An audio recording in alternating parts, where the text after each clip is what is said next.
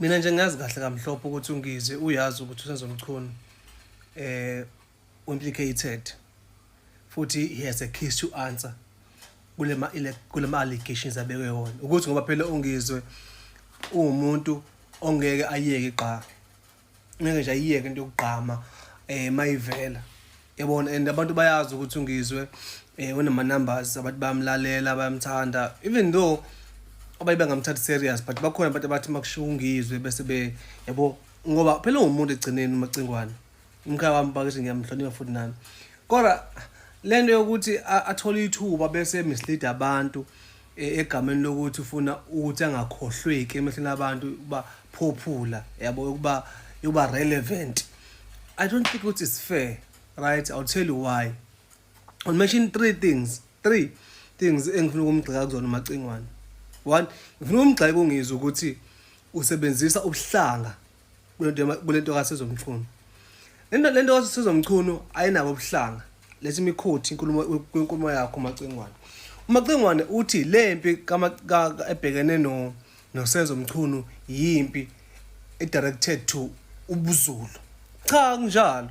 Mhlawumbe ake simkhumbuze uMacingwane ukuthi uSenzo exposeke kanjani. uSenzo exposeke ngokuthi umbaba uGeneral Lieutenant Mkhwanazi, uNtata Mkhwanazi abezi press briefing bese ebriefa imedia thina njengabantu ababukela imedia ukuthi kuno wrongdoing ngokwenzakala emaphoyiseni ku-judiciary nakwezinye inhlaka zokuphepha.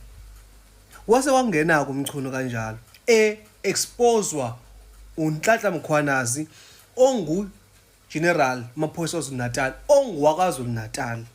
So ayikho impi la yobuhlanga because umchunu uSenzo ungumZulu, uNtata Mkhwanazi ungumZulu. So lento lena ayiba ayikho phakathi kolunye uhlanga lolunye uhlanga cha. Futhi uNtata Mkhwanazi ukhuluma izinto eziproven because now we've got witnesses that have come forth to say we know this and that. Two, ngikuqeda manje kuyinhlamba kuma victims kaSenzo Mchunu ukuthi allegedly kuma victims kaSenzo Mchunu ukuthi kuthi uSenzo innocent. Uyinhlamba abantu bakamagaqa ngoba kuyavela ukuthi uSenzo wayekwazi ukuthile wayetsheliwe ukuthile ngokuhamba ngamagaqa emhlabeni even though allegedly kungathestiwe in a court of law. Futhi kuyinhlamba ukuthi kuba bonke ofakazi abeyemahlanga commission athungizwe yimpi yobuhlanga. Cha kuyinhlamba ngempela Macingwane. Ake sithembe ukuthi ubukusho nje ngoba wena umuntu ezikhulumela ezibhudela ezibhedela hayi ngoba nakuthi ubu serious. Bese niyayeka ke Macingwane ukudlala isikhathi senu. Awukho umthandazo at this point in time oyokwazi ukulungisa inkinga kaSenzo Mchunu ngaphandle ukuthi aye court ayolungisa khona. Umkhuleko lingawenza nje manje izenzela nimoshe isikhathi. uSenzo kumele aye enkantolo ayochaza khona ukuthi wayenzani nemkhuba yenzile phela.